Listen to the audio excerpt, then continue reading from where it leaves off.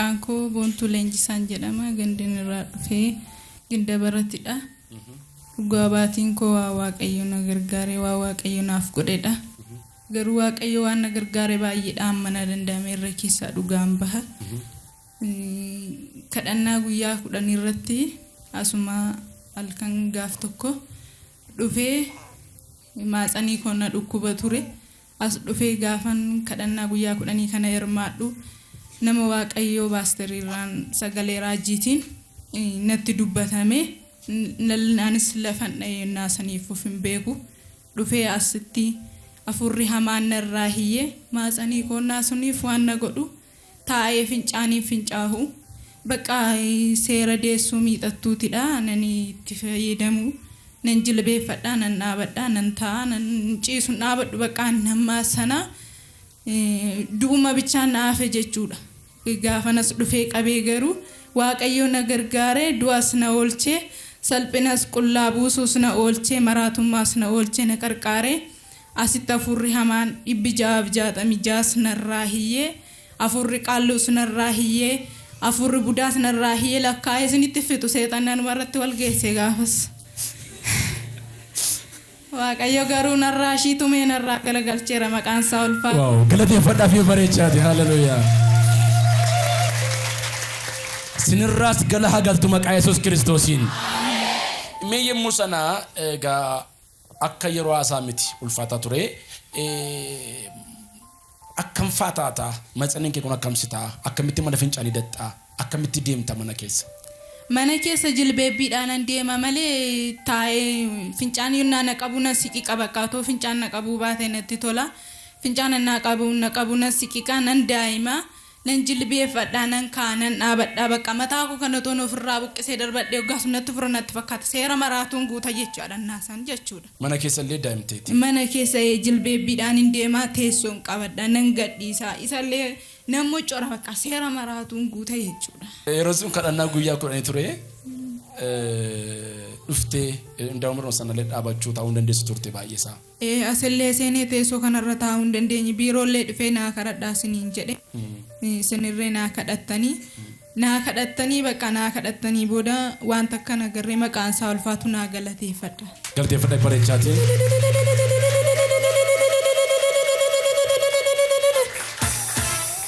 Yeroo kadhannaa guyyaa 10 sana namoonni baay'een keessan jirtu yaada.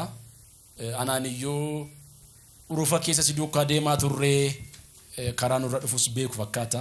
Si duukaa deemaa turre garuu maal goona reessatti baattu sanaa wangeela sana sirkatti dadhabne wangeelichaan malee nuyi si duukaa baanee galaa turre jecha ture.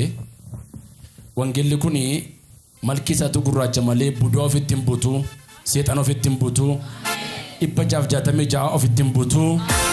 Wangeelli abidda. Merka ulkaafadhaatti wangeelli abidda jedha bareechaa dubbadhaa. Ammas dubbadhaa wangeelli abidda jedha bareechaati. Namni kana baatee deemu hin du'u. Namni kana baatee deemu hin oola. Miyorritti yeellaan ani wangeelatti yeelloo jedha dubbadhaa siniyyuu.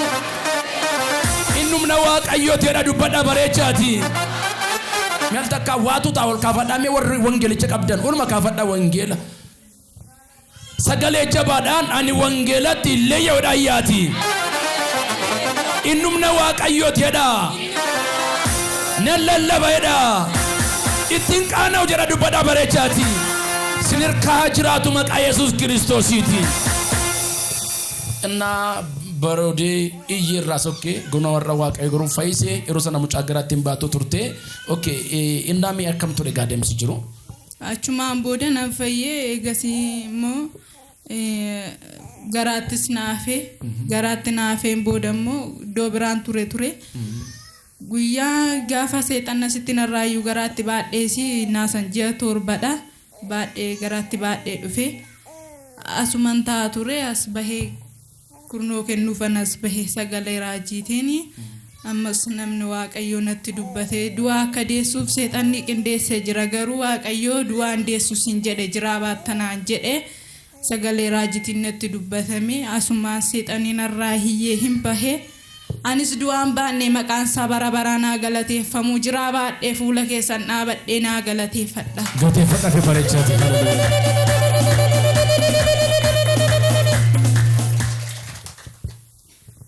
mee gaafa mana dhochaa deemsaa fudhatte akkam ture haalli jiru? Gaafan ciniisuun na qabu mee ciniisuun na muddeera ture gaafa mucaa kana dahu gaafa naqee seenuu saatiin kee ganaadha naan jedhanii garuu na muddaa jira naanii inditti nan du'amu maanni reesila akkasidha akkasna gochaaramee nama waaqayyootti naa bilbilii bakka murtoo koon baraanis waaqayyoo kanumaan na fudhachuu barbaadenis murteeffadheen itti kutaa hidhee tanan naa bilbilimee jedhee tanan itti bilbilchiifadhee isaanis silkii kaasanii otoo isaan kadhatanii afaan isaaniitiif fixiin isaan ganaadha jedhu ani jedhee daa'ima bakka baaseera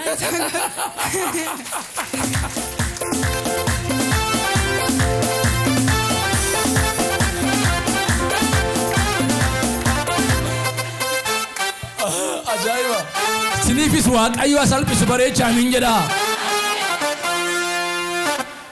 dhuguma opereeshinii na godhumoo ittiin du'amoodhe baay'ee siqiqee gizee isaan immoo naa kadhachuudhaaf ishitti kenninan kadhadha isaanii jedhu ani daa'ima dahee harkatti baadhe maqaa isaa bara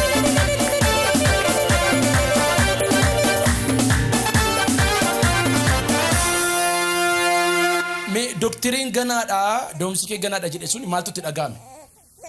akkasumatti nyaara guuree ganaadha naan jedhan immoo nyaara isaa keessa laala maali nan du'amoo nyaara keessa nyaara guuree akkas jedhan immoo na siqiqe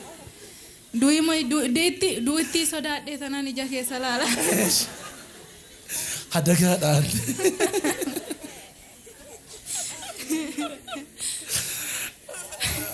Dura sodaatti ija keessa laalaa turte.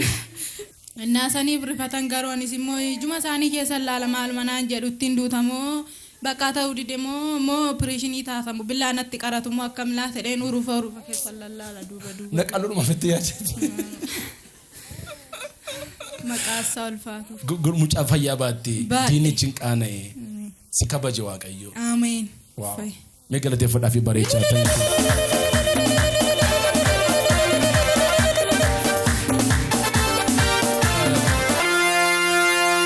An tokko gaafa namni fayyu lammaffaa immoo gaafa ijoolleen na birattan hin beeku mana dhaabbatanii dhala harkatti baatan baay'een gammadaa ijoolleen kun asumatti idduma kanattidha lamman isaanii iyyuu naannoo akka turanii egaa chirchirratti eebbifachuudhaaf xiqqoo chaalenjii biyya kanarraa kan kee malee firoomsaanis obboleettiin keenya boontuun isaa asuma turanii makaraa margeema fuudhee egaa firoomsaanii. Kun har'a garuu waaqayyoo dhalalaatee fi kun ulfina guddaadha. Kanaaf baay'een gammadaa isinis akkasuma waaqayyo isiniif laatu. Hunduma qophaa'ee jirachuudha. Gooftaan isin eebbisu. Wanti itti nafe jettoo jiraate. Wanti hafe immoo gaaf tokko akkasumatti hojii dhabneetuma harkuma keenyarraa birrii fagaate nu maaloo kadhachiifadhu akkasitti garaatti hin baadhannaa san hin deenye. Asumaan isiniin kadhadha biirootti na dubbisaa jettaniitiin immoo lakki waaree booda isinii kadhadha nuun jettani. Amma akkanatti illee kadhachuun barbaadu jettanii achi dhaabannaa harkuma keessa nurra gootanii yaa waaqayyo ijoollee kana gargaari jettanii tuma sagalee manuu baastanii jedhaa nagaan galaattanii nu gaggeessitan. Eega gaafa akkasitti harka keessa nurra keessanii nu kadhattanii akkasumatti nurratti garroobeetuma irra kanneen beennu irra irratti nu dhufaa. Guyyaatti 10 oolaa 5 oolaa kontiraata fuudhaa hin hojjisiisa.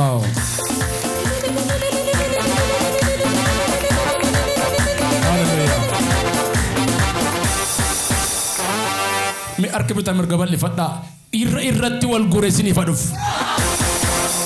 Fudhataa jira. Irratti wal guureessiif dhufu maqaa Yesuus.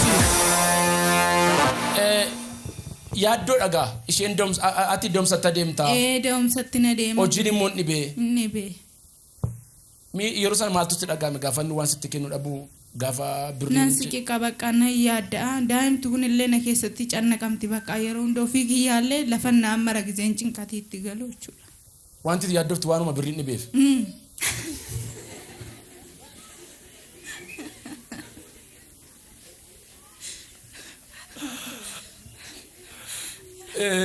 Sinii kadhannee booda isaa akkamitti banameme?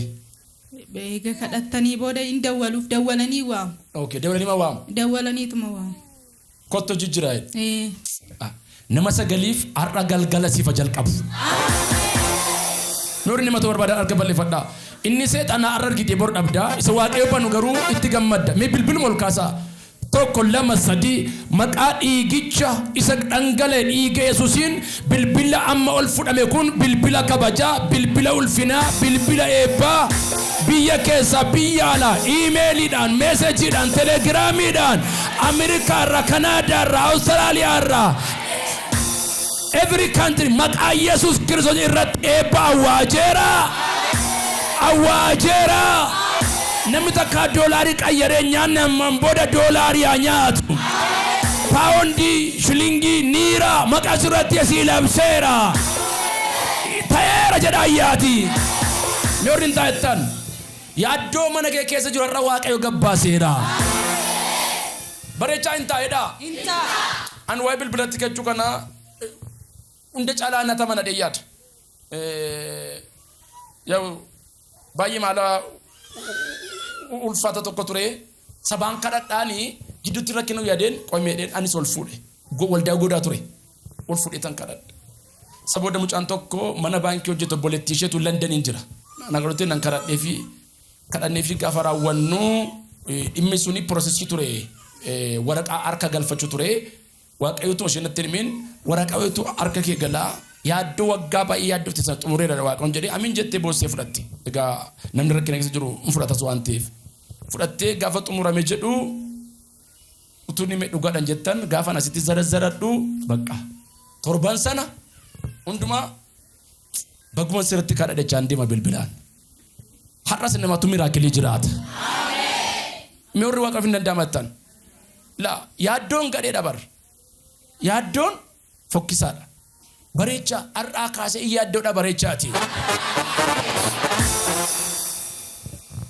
Ergasii ijoollee kana lamaan dhufee kurnaffaa malee dhaabatuun argitanis.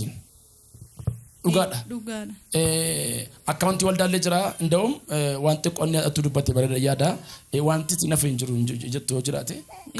Gamchaan kun dhalatee maata akka bakka hin burraaqnaa hin nyaannaa hin unnaa. Ati hin furdette malee. Na furdadhee dhugaa maqaan isaa bifamu.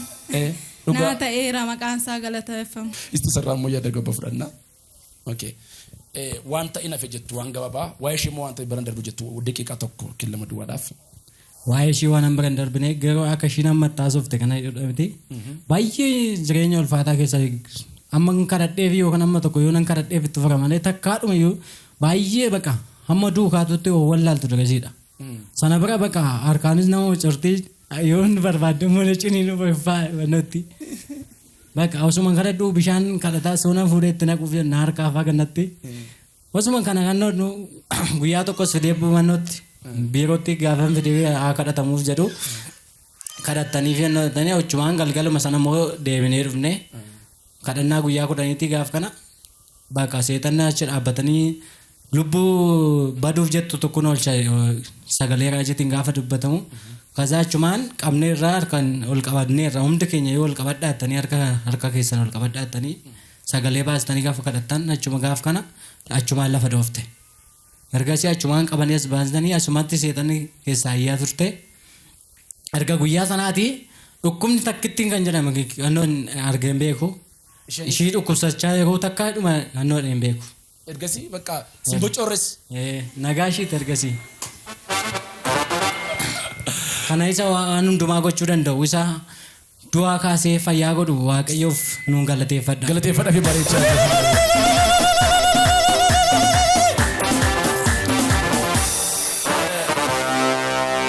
Yeroo isheen deemuu dadhabdee daa'imtu yeroo isheen mana fincaaniitti akkas taatu maaltu sitti dhagama ture? Baay'ee abdii kutannaa keessa galee maaliif abdii wanta akkanaa kun baqa jedhee baay'ee abaarsa maayiti kun kan jedhu baqa baay'een abdii kutadha. Garuu immoo waan tokko ilaalee baqa waaqayyo siraa waan hundumaa gochuu danda'a maaltu na canna kan jedhee baqa nan kadhadhaa fi gaafan kadhadhuuf sana hin dhiisa. Fincaa'uudha baqa amma tokkotti furaa erga itti furee booda immoo fincaa'uudhaaf gaafattu sanuma inni baqa miixuudhumaan qaba akkuma nama da'uuf deemu shintibeetti soodatte baqa miixatti. Achi deebitee anuma kufuu jettu kana fiiddee fa'aa dhufte shintibeettidha iyyaa. Baqa akka sana keessatti maali yaa waaqayyo jedhee gaafan baqa jilbifadhee boo'ee fa'aan gaafan kadhadhuuf nutti yeroo baay'ee immoo baqa zimbettee fa'aa akka nama maraatee kana fa'aa qalbiidhuma buusteefa guyyaa tokko faayil kaanshii kun naannoo jechuudha addaan saaqachuudha afaan walitti cinnattee na ilaalti kana san jettuu hin dubbattu እንደው የርሳን ሙሽሩማ ከሰርቱ ምን ገይፎ ልትዱም ነው ገዚህ ወዱ na ilaalti kana san ijaaba kana ilaalti garuu afaanin dubbachuu hin dandeessu ilkaanshi kun erga gaafa kadhannee kaase garuu nagaasheeti mucaayoo argattan kunoo dhugaadha waaqayyoof haa galatu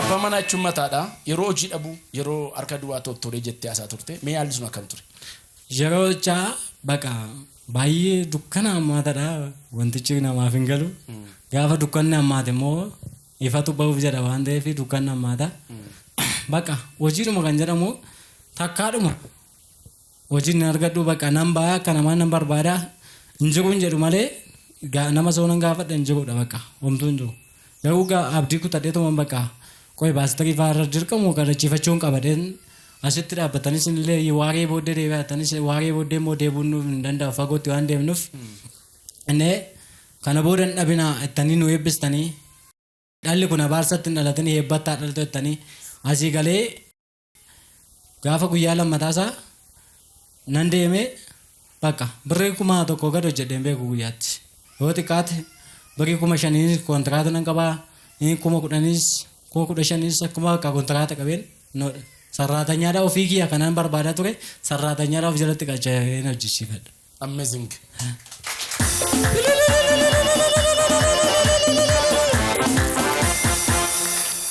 Wanti dirqamaadhaan afeet jettu jira? Wanti afeera kun jettu jira? Bakka wanta afeen jiru yeroo hundumayyuu wanta abdii koo keessatti hawwu bakka torbeedhaan iddoo aarsaa gubbaa dhaabbadhee kurnoo kennu baay'ee nama durumaa kaaseyyuu jireenya makoo keessatti iddoo aarsaa jiraachuu waan naafuuf bakka argadheetu immoo waaqayyoodha mana waaqayyootti kennuufi baay'een gammada kana hundumaa isa godheetu immoo kaasuu na guuchisee kallattii hundumaan kaasuu na guuchisee waaqayyoon naa galateeffadhaan jedha.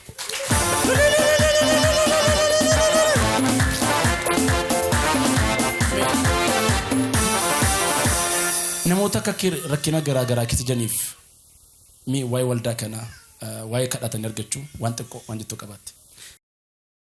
Waa'ee kadhatanii argachuu namni yoo waan tokko gaafa abdatu akkasumaan bakka gooftatti yoo of kennamaan yeroo hundayyuu yoon boos bakka zim jedheetoo baheen deemu gaafa namaa zim jedheetoo waaqayyoon kadhadheetuma zim jedhee kadhadhee deeme takkaadhuma hojiin argadhu garuu yaa waaqayyo na duursi yoo nan jedhe uman duurfama malee dhaqee takka namni na durseen beeku namoota meeqa keessaa dhufanii ana fudhatanii deemu malee nama biraa fudhatanii hin beekan garuu namni waaqayyoon cimsee abdatu yookaan waaqayyoon fuuldura buusu waan takkaan dhabu waaqayyoon namni yeroo hundumaa waaqayyoon abdadhaan siniin jedha. Waaqayyo si eebbisu mee waa'ee lafa kana waa'ee iddoo kana waan dubbattoo qabaatte asitti deebii argatteetta timnire. Asitti dhaballee baadheeraa caballee asitti na fayyee. Cabni koollee miilli koo kunillee cabaa ture garuu erga gaafa guyyaa asitti naaf kadhatameeti takkaadhuma hidheen beeku hidhaa isaatis asumatti hangatee hidhaan narraa nodhee asumatti hangafarraa gate kan hundumaaf immoo waaqayyoon na galateeffadha. Galateeffadha thank you. Waaqayyo si eebbisu nama galataa ta'aafaa eebbifamachuu barbaada.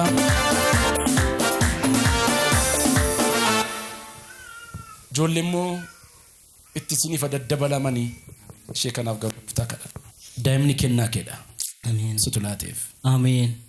Dhalatti laatteef kan har'aa dhiiga kennan mallatteessaa. Ameen. Aduun ba'u hin miidhin. Ameen. Ijamaan kan ilaaluu hin danda'in. Ameen.